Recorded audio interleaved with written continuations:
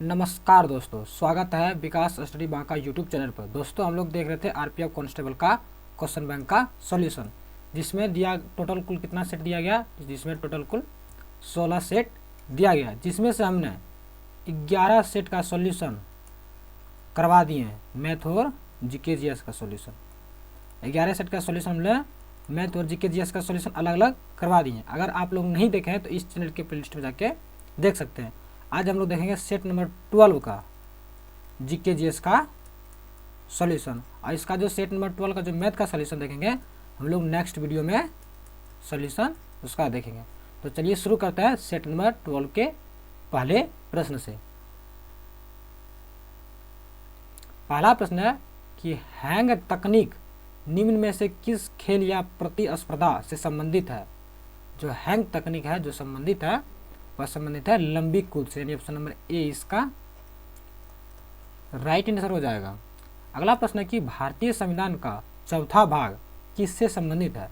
तो भारतीय संविधान का चौथा भाग जो है वह राज्य के नीति निर्देशक तत्व, राज्य के नीति निर्देशक सिद्धांत पर से संबंधित है, ऑप्शन नंबर बी इसका राइट आंसर हो जाएगा। जो राज्य के नीति निर्देशक सिद्धांत है वो जो दिया गया आर्टिकल कहाँ से कहाँ तक दिया गया, जो दिया गया आर्टिकल 36 से लेकर 51 तक इसमें आर्टिकल दिया गया राज्य के नीति निर्देशक सिद्धांत। और इसे किस देश के संविधान से लिया गया, तो इसके आयरलैंड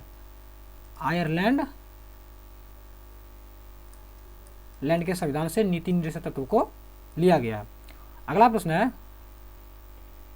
कि गांधी के स्वप्न को पूरा करने के लिए उनके कुछ आदर्शों को डैश के रूप में संविधान में शामिल किया गया। यानी गांधी जी के कुछ स्वप्न थे और उसके कुछ आदर्श थे, तो संविधान में कहाँ शामिल किया गया, जो शामिल किया गया वह राज्य के नीति निर्देशक सिद्धांत में शामिल किया गया। यानी ऑप्शन नंबर सी इसका राइट आंसर हो जाएगा। जो राज्य के नीति निर्देशक तत्व है ये भाग जो है भाग 4 में है, और आर्टिकल कहाँ से, आर्टिकल 36 से लेकर 51 तक, और इसे आयरलैंड के संविधान से लिया गया है।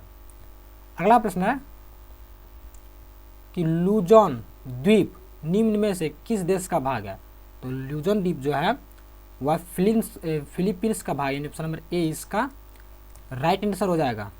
अगला प्रश्न क्या है कि आयोडीन और एल्कोहल का विलयन किस नाम से जाना जाता है। तो जो आयोडीन और एल्कोहल का जो विलयन है वह जनता आयोडीन का अपमिश्रण के विलयन से नाम से जाना जाता है, ऑप्शन नंबर डी इसका राइट आंसर हो जाएगा।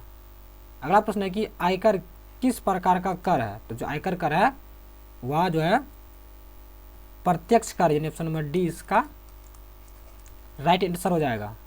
अगला प्रश्न है कि निम्न में से क्या कुष्ठ रोग का कारक है। तो जो कुष्ठ रोग का कारक इसमें से है वह है माइक्रोबैक्टीरियम लेप्री, यानी ऑप्शन नंबर बी इसका राइट आंसर हो जाएगा। दोस्तों, आरपीएफ कांस्टेबल का एग्जाम डेट घोषित कर दिया गया, तो आप लोग इसका प्रैक्टिस जारी रखिए ताकि आप परीक्षा में पास हो सके। अगला प्रश्न है कि हॉलीवुड फिल्म उद्योग निम्न में से किस शहर में स्थित है। तो हॉलीवुड जो है फिल्म उद्योग जो स्थित है वह है कहाँ है, लॉस एंजल्स में स्थित है, यानी ऑप्शन नंबर बी इसका राइट आंसर हो जाएगा। अगला प्रश्न है कि कानून के समक्ष समानता में किसे छूट प्राप्त है। यानी कानून के समक्ष समानता में तो जो छूट प्राप्त है वह राष्ट्रपति को प्राप्त है, यानी ऑप्शन नंबर बी इसका राइट आंसर हो जाएगा। अगला प्रश्न है कि चाओ फ्राया नदी निम्न में से किस देश में बहती है। तो ये जो बहती है वह थाईलैंड में बहती है, यानी चाओ फ्राया नदी जो है थाईलैंड में बहती है, ऑप्शन नंबर डी इसका राइट आंसर हो जाएगा। और थाईलैंड की राजधानी क्या है, तो थाईलैंड की राजधानी बैंकॉक है। क्या है, बैंकॉक है थाईलैंड की राजधानी। अगला प्रश्न है कि भारतीय संविधान के किस अनुच्छेद में सभी नागरिकों को राज्य के किसी भी कार्यालय में कार्य या नियुक्ति के अवसर पर समानता प्रदान की गई है। जो की गई है वो आर्टिकल 16 में की गई है, ऑप्शन नंबर ए इसका राइट आंसर हो जाएगा। ऑप्शन नंबर ए इसका राइट आंसर हो जाएगा। और आर्टिकल 17 में क्या दिया गया, आर्टिकल 17 में दिया गया अप्रियता का, यानी छुआछूत का अंत इसमें दिया गया। और आर्टिकल 15 में क्या दिया गया, आर्टिकल 15 में दिया गया धर्म, जाति और लिंग के आधार पर समानता, जाति धर्म और लिंग के आधार पर समानता। और आर्टिकल 14 में दिया गया विधि के समक्ष के समक्ष समानता, ये जो दिया गया आर्टिकल 14 में। ये जो सारे आर्टिकल है, ये कौन सा आर्टिकल, ये मौलिक अधिकार के आर्टिकल। क्या मौलिक अधिकार है, क्या मौलिक अधिकार। अगला प्रश्न है, भारतीय राष्ट्रीय कांग्रेस के 3 बार अध्यक्ष निर्वाचन होने का सम्मान निम्न में से किसे मिला है। तो जो राष्ट्रीय कांग्रेस के 3 बार जो अध्यक्ष निर्वाचित हुए थे उसका सम्मान मिला दादा भाई नौरोजी जी का, यानी ऑप्शन नंबर डी इसका राइट आंसर हो जाएगा। अगला प्रश्न है कि निम्नलिखित पुस्तकों में से चाणक्य किसके लेखक है। तो निम्नलिखित पुस्तकों में से चाणक्य जो लेखक है वो अर्थशास्त्र के लेखक है, यानी ऑप्शन नंबर ए इसका राइट आंसर हो जाएगा। जो अर्थशास्त्र है इसमें मौर्य वंश की जानकारी मिलती है। अगला प्रश्न क्या है कि सत्यमेव जयते शब्द भारत के राष्ट्रीय चिन्ह में से किस लिपि में लिखा गया है। तो जो लिखा गया वह देवनागरी लिपि में लिखा गया, ऑप्शन नंबर सी इसका राइट आंसर हो जाएगा। और सत्यमेव जयते जो लिया गया तो किस उपनिषद से लिया गया, तो ये लिया गया है मुंडको उपनिषद से। किस लिया गया, मुंडको उपनिषद से, मुंडको उपनिषद से सत्यमेव जयते शब्द लिया गया। अगला प्रश्न क्या है कि यूरेनियम का प्रतीक क्या आता है। तो यूरेनियम का जो प्रतीक होता है वो होता है यू, इसका प्रतीक होता है, ऑप्शन नंबर बी इसका राइट आंसर हो जाएगा। यूरेनियम का जो हम लोग प्रयोग करते हैं, तो किसमें यूरेनियम का प्रयोग करते हैं, तो यूरेनियम का हम लोग प्रयोग करते हैं नाभिकीय रिएक्टर में, नाभिकीय रिएक्टर में एवं परमाणु बम बनाने में प्रयोग करते हैं। परमाणु बम बनाने में हम लोग नाभिकीय यूरेनियम का प्रयोग करते हैं। अगला प्रश्न है कि विधि के शासन की स्थापना किसने की थी। तो विधि के शासन की स्थापना जो की थी वह की थी अल्बर्ट बेन डाइसी ने की थी, ऑप्शन नंबर डी इसका राइट आंसर हो जाएगा। अगला प्रश्न है कि निम्न में से क्या थायराइड ग्रंथि की एक बीमारी है। तो थायराइड ग्रंथि की जो एक बीमारी है वह है गाइटर, यानी ऑप्शन नंबर सी इसका राइट आंसर हो जाएगा। अगला प्रश्न क्या कि गोपाल हरि देशमुख किस नाम से लोकप्रिय थे। तो गोपाल हरि देशमुख जो लोकप्रिय नाम था वह था लोकहितवादी था, यानी ऑप्शन नंबर डी इसका राइट आंसर हो जाएगा। अगला प्रश्न है कि निम्न में से कौन सा खेल स्प्रिंटिंग के अंतर्गत आता है। तो स्प्रिंटिंग के लिए जो अंतर्गत आता है वह कौन सा खेल आता है, वह आता है 100 मीटर की दौड़, यानी ऑप्शन नंबर बी इसका राइट आंसर हो जाएगा। अगला प्रश्न है कि निम्न में से क्या एक थ्रोइंग इवेंट नहीं है। थ्रोइंग इवेंट नहीं है, तो जो इसमें है वह है ऊंची कूद जो है थ्रोइंग इवेंट नहीं है, ऑप्शन नंबर सी इसका राइट आंसर हो जाएगा। अगला प्रश्न है कि निम्न में से किस राज्य की राज्यसभा सीटों की संख्या सबसे अधिक है। तो जो है राज्यसभा सीटों की संख्या सबसे अधिक है, तो किस राज्य में, उत्तर प्रदेश में। उत्तर प्रदेश में राज्यसभा सीटों की संख्या अधिक है और उत्तर प्रदेश में लोकसभा सीटों की संख्या भी सबसे अधिक है, इसलिए ऑप्शन नंबर ए इसका राइट आंसर हो जाएगा। और पूछा जाए कितना है राज्यसभा सीटों की संख्या, तो उत्तर प्रदेश में राज्यसभा की सीटों की संख्या 31 है। कितना, 31। और लोकसभा कितनी है, लोकसभा के 80 सीट है उत्तर प्रदेश में और राज्यसभा के 31 सीट है। अगला प्रश्न है कि किस संदर्भ में राष्ट्रपति बिना किसी समय सीमा के विधेयक अपने पास लंबित रख सकता है। तो किस विधेयक के तहत रख सकता है, वह पॉकेट वीटो के तहत रख सकता है, यानी ऑप्शन नंबर बी इसका राइट आंसर हो जाएगा। अगला प्रश्न है कि भारतीय संविधान के निम्न में से किस अनुच्छेद में दोनों सदनों के संयुक्त बैठक का प्रावधान है। यानी संयुक्त बैठक का प्रावधान किस आर्टिकल में दिया गया, तो दिया गया आर्टिकल अनुच्छेद 108 में दिया गया, ऑप्शन नंबर डी इसका राइट आंसर हो जाएगा। इसमें अगर इसे पूछा जाए कि संयुक्त बैठक का जो अध्यक्षता करता है तो कौन करता है, तो लोकसभा के अध्यक्ष जो है संयुक्त बैठक के अध्यक्षता करता है, लोकसभा का अध्यक्ष। अगर अध्यक्ष उपस्थित रहे, लोकसभा का अध्यक्ष अनुपस्थित रहे तो उसका फिर अध्यक्षता कौन करेगा, तो उपाध्यक्ष करेंगे। कौन करेंगे, उपाध्यक्ष करेंगे। अगला प्रश्न है कि कौन सा घाट नीलगिरी के दक्षिण में पड़ता है। तो नीलगिरी के दक्षिण जो पड़ता है वह पाल घाट पड़ता है, यानी ऑप्शन नंबर बी इसका राइट आंसर हो जाएगा। जो थाल घाट है, तो थाल घाट जो है मुंबई और नासिक को जोड़ता है, मुंबई और नासिक को जोड़ता है। और भोर घाट जो है मुंबई और पुणे को जोड़ता है। अगला प्रश्न क्या है कि निम्न में से कौन सा अणु द्रव्यमान और आवेश रहित मौलिक अणु है। यानी द्रव्यमान भी नहीं है और आवेश भी नहीं है, तो ऐसा कौन है, वह है फोटोन, यानी ऑप्शन नंबर बी इसका राइट आंसर हो जाएगा। अगला प्रश्न क्या है कि निम्न में से क्या लंबी दूरी की दौड़ का उदाहरण है? तो लंबी दूरी का जो दौड़ का उदाहरण है वह मैराथन है, यानी ऑप्शन नंबर सी इसका राइट आंसर हो जाएगा। अगला प्रश्न है कि सिखों को राजनीतिक सेना का रूप किसने दिया था? तो जो राजनीतिक सेना का जो रूप दिया था वह गुरु गोविंद सिंह ने दिया था, ऑप्शन नंबर ए इसका राइट आंसर हो जाएगा। गुरु गोविंद सिंह जो है सिखों के 10वें गुरु थे। कौन थे? सिखों के 10वें गुरु थे गुरु गोविंद सिंह। अगला प्रश्न है कि निम्न में से किस द्वाधारी यौगिक का उपयोग हाइड्रोजन गैस की रेडी सप्लाई के लिए किया जाता है, यानी हाइड्रोजन गैस की रेडी के लिए? तो उसको करते हैं हाइड्रोलिथ, यानी ऑप्शन नंबर डी इसका राइट आंसर हो जाएगा। अगला प्रश्न है कि कंपुचिया निम्न में से किस देश का ऐतिहासिक नाम है? तो जो कंपुचिया है वह कंबोडिया का क्या है? कंबोडिया का ऐतिहासिक नाम है, यानी ऑप्शन नंबर ए इसका राइट आंसर हो जाएगा। और कंबोडिया की जो राजधानी क्या है? कंबोडिया की राजधानी है नोम पेन। क्या है? नोम पेन है इसकी राजधानी कंबोडिया की।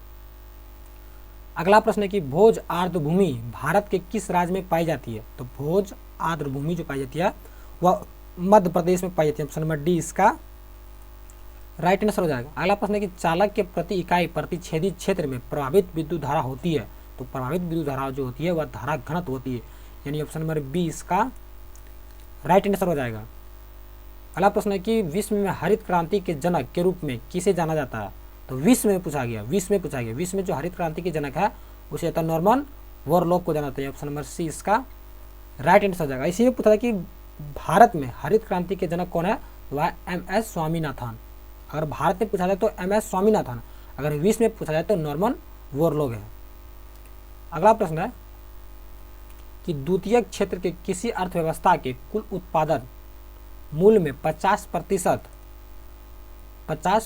या उससे अधिक की भागीदारी क्या कहलाती है? यानी 50% या उससे अधिक भागीदारी जो कहलाती है वह कहलाती है यांत्रिक अर्थव्यवस्था, यानी ऑप्शन नंबर डी इसका राइट आंसर हो जाएगा।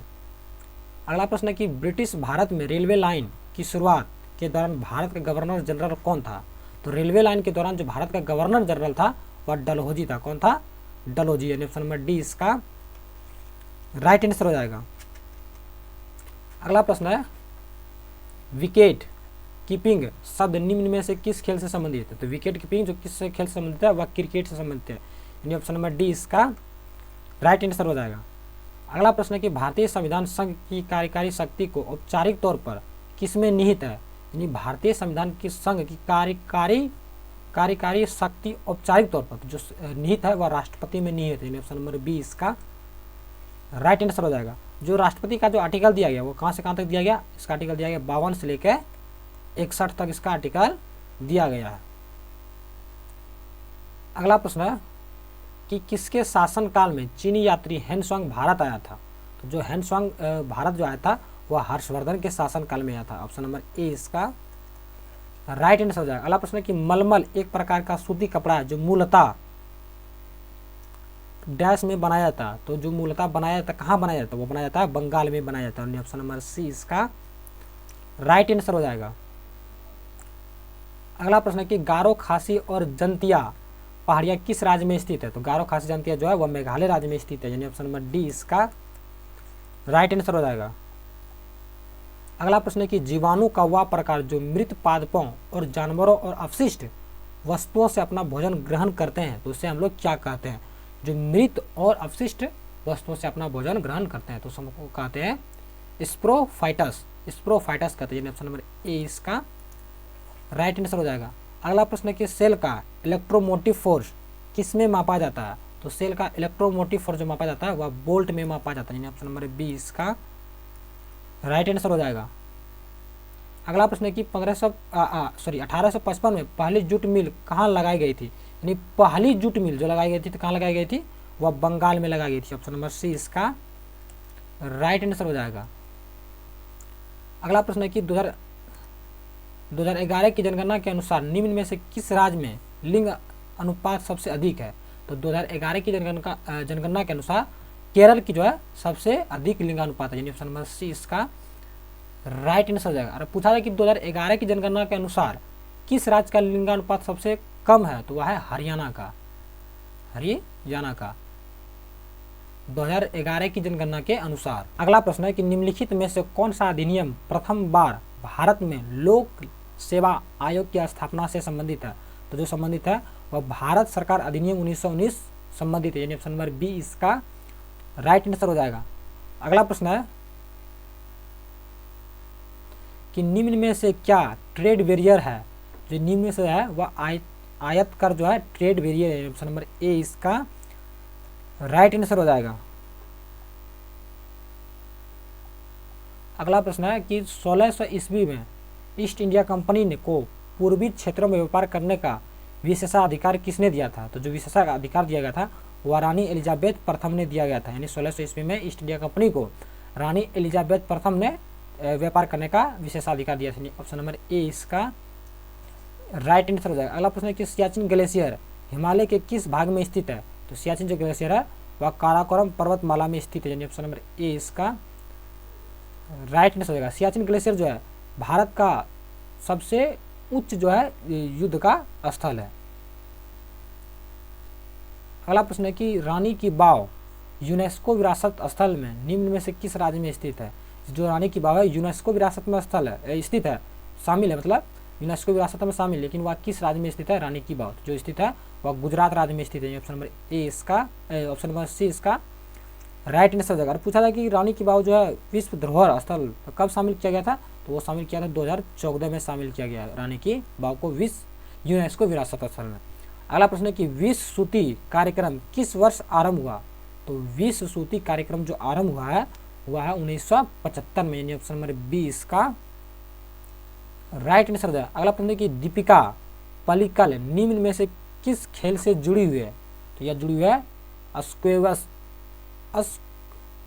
स्क्वैश से जुड़ी है, यानी ऑप्शन नंबर ए इसका राइट आंसर हो जाएगा। दोस्तों यहाँ पे हम लोग का जो यहाँ पे सेट नंबर 12 का जीके जीएस का सॉल्यूशन समाप्त हो गया है।